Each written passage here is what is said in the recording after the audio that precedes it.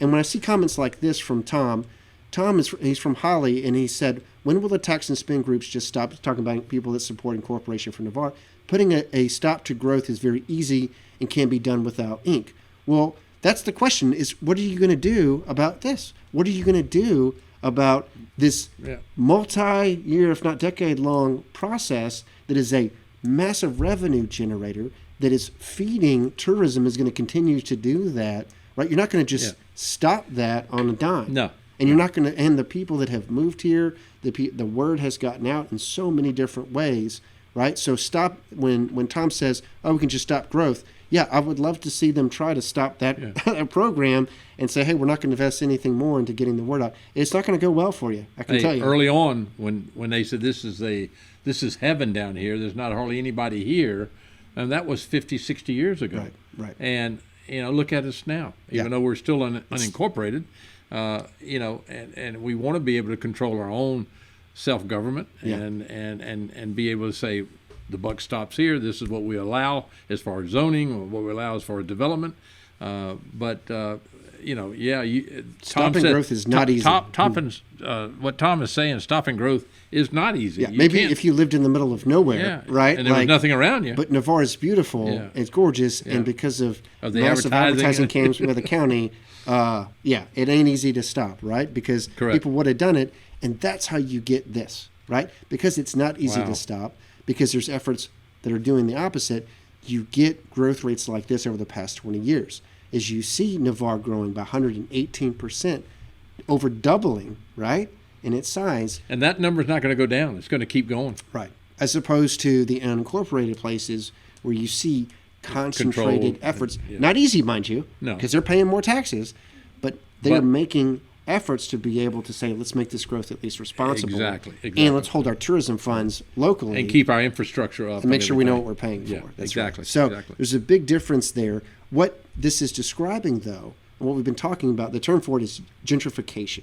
Okay, it's a long term. It simply is this idea that people move in and culture moves out, right? People come into a community and then it displaces everyone else. And that's the frustration that people have, right? They have frustration against anybody who wasn't just born here, right? Anybody who moved here for any reason, they're upset at because they're being gentrified, meaning you're pricing me out. All of you folks moving here, now house values are going up, now there's more traffic, now everything that I enjoyed is lost, and there's a frustration at the community for us losing something precious, right? These memories that you talk about. And that's what I hear. Whether you're pro-ink or anti-ink, people feel this sense, if they've lived here for a while, that they're being gentrified. That's the term for it. It is a thing. And what's interesting to me about it the most is that it's not just Navarre.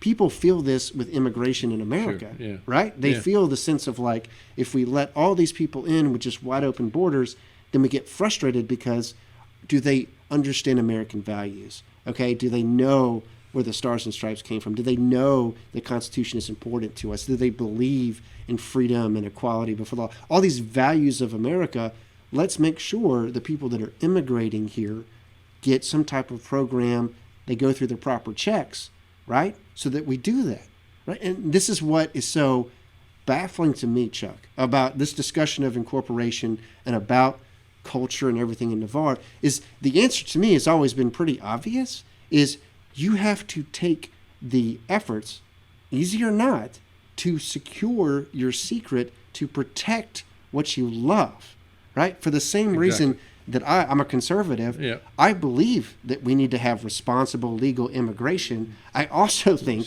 we need to have responsible and legal tourism. We need to have tourism that comes under what we want as a society, people that come here and they abide by how we do things. Welcome to rebel territory, Houston. You're coming in now, and you're going to get an actual understanding of what Navarre is, and it's a lot more than just a relaxing place. And so this is just a petition from a nationwide group, right, that is saying, "Hey, our borders must be secure." That's what I believe about Navarre, man. Responsible growth that comes down to that. Yeah, that has, and we don't have that right now, Wes. We don't, because we're unincorporated. So the county sort of like governs us. And it might have been all right when it was early stages of Navarre, when there was 3,000 people down here. but now we got close to 46,000 people here. Yeah. One commissioner can't control Navarre. I do not understand, Chuck, and maybe some folks can help me that are watching online. People call me a liberal all the time. They say that our cause is left-leaning, only that, right? They say that only a liberal would like this. And then they go on and they say also, you know what, we need to spend money to build a wall, and we need to plus up our immigration services with more staff. We need to spend a whole lot of taxpayer funds in order to secure our borders. And I'm like, it's the same concept. Like same concept. The same concept of you've got to, because all of a sudden, when they're talking about the nation, it's okay apparently to spend money. It's okay to raise taxes. It's okay for big government programs, immigration services, building a wall, everything else. Suddenly, it's great for the nation to do this. And I'm looking at Navarre. We should do that. We should make the barriers to entry to Navarre steeper, right? So that when people do come here as a tourist, okay, great. I want to make sure that you care about this community that you visit, right? And come back and have keep the it privilege clean. to do. Yeah. Yes. Yeah. So it is very much the same argument, and we do this as a nation by saying you make this process from, okay, you're an outsider, and then you are now a resident, and now you're a citizen, and you go through sometimes years, right, of processes to get a social security card, to get right, a visa, to get citizenship. And it's a big day. I've had friends of mine who have become citizens, and it is a massive party. They are so excited. They're like, I'm a U.S. citizen now. I had friends of mine from Ukraine, okay, that we helped bring over. And it is a massive thing when they get the permission to come to America and be part of our culture because they had to work for it, and they get it. It's a huge thing. Yeah. It's the same thing for a tourist is if I'm going to go to Navarre, right? Obviously, you're not going to go through a visa process, but you can at least contribute to this community a little more. Exactly.